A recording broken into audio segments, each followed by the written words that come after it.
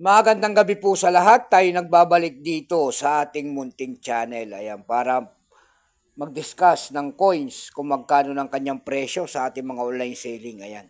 Ang pag-usapan natin barya po, ito po ay barya po ng Germany. Pera po ng Germany.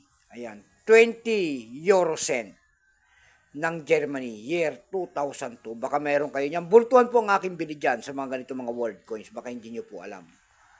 Kasi hindi pa po gaanong kamahala ng mga ganitong mga world coins, ng mga ganitong pera po ng Germany. Tingnan natin siya kung magkano ng kanyang presyo sa ating mga online selling. Excuse me po. Pero bago yan, ayan, magpapasalamat lamang tayo sa lahat ng tagapagsubaybay dito sa ating munting channel. Ayan, lalo-lalo na ang ating mga subscriber dyan. Thank you so much sa inyong lahat. Magandang gabi po kung sa kayong dako ng mundo po.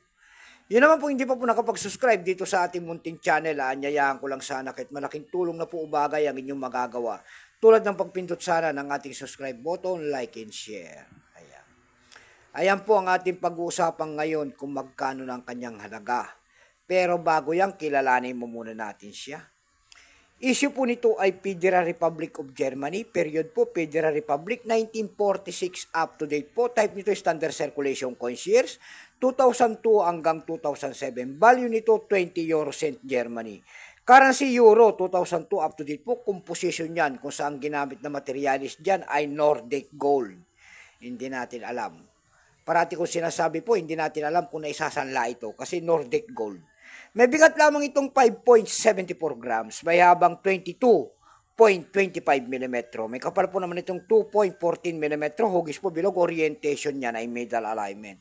Number N-109, reference number KM-211. Ito pong year 2002 na ito po ay 45%. Kung ilang piraso naman ang ginawa ng Germany sa barya na hawak natin, ito po ay 378,145,000 piraso po. May price na rin po yan doon sa ating numista.com kung tawagin ng ating mga kolektor. Yung kanyang verify ay 12 pesos. So, almost ang circulated 12, ang circulated nito ay 44 pesos na. Dako naman tayo sa kanyang mga presyo sa ating mga online selling. Ayan. Para malaman nyo po. Doon sa ating eb.com, tindahan po ng coins. Ayan, pandaigdigan, eb.com.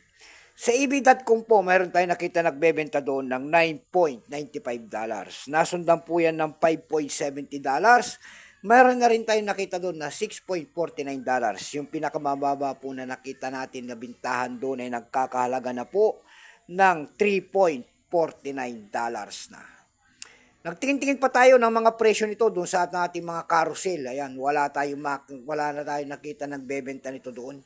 Bukod tangi lamang po doon sa ating eb.com. Ayan, magandang gabi po sa lahat and God bless.